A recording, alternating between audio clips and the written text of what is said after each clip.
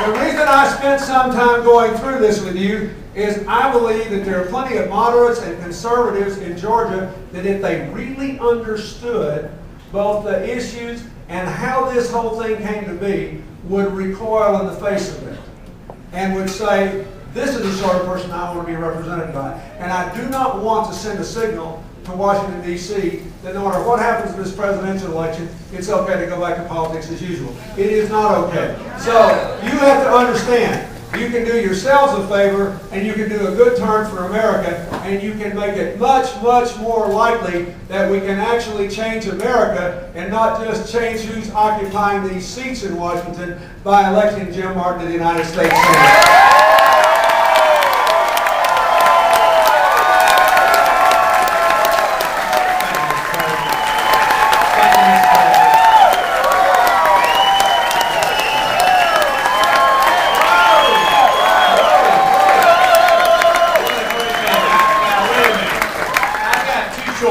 Go on for a long time or go be real short. I'm going to take the real short option. The reason for that is the president has said it all. And he's a great, great man. And let's just give him, let him know what we got.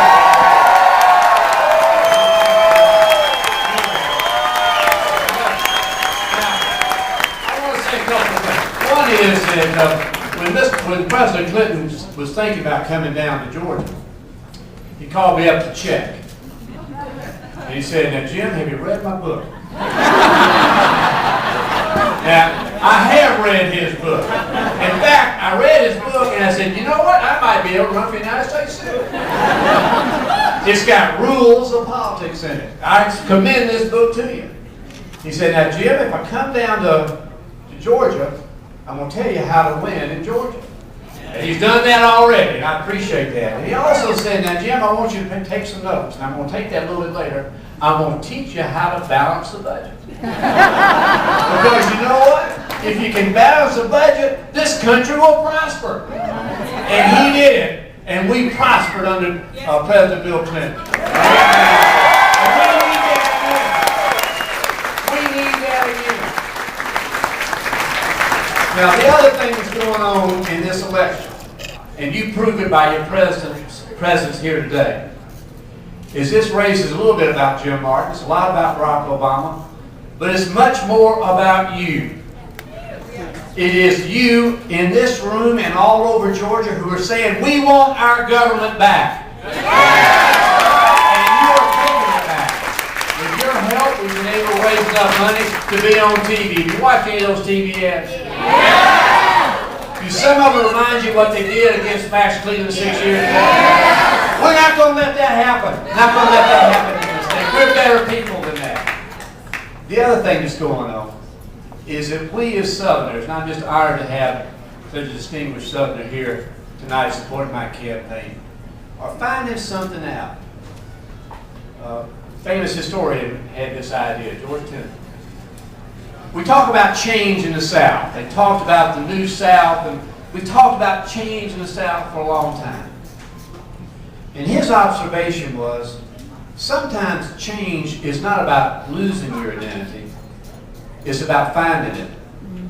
And we as Southerners in Georgia are finding our true identity as Georgians, and it's based on common shared beliefs and shared compassion for our children and wanting to make sure our economy is strong. We embrace our diversity. That makes us strong. There's no one Georgian.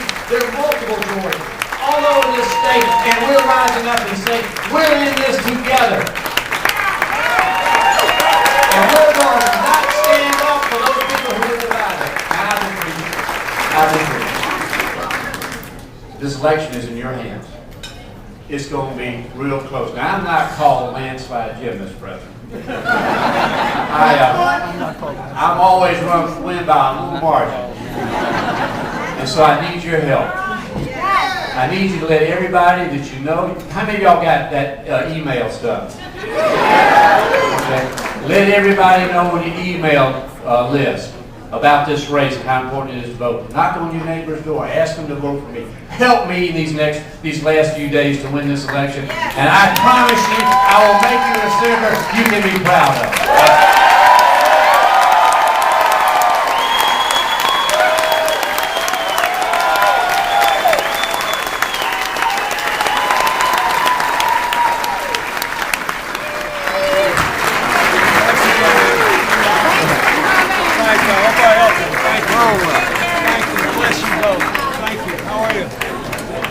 for your campaign in '92.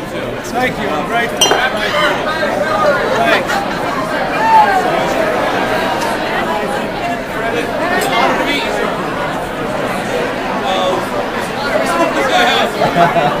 Buzzword.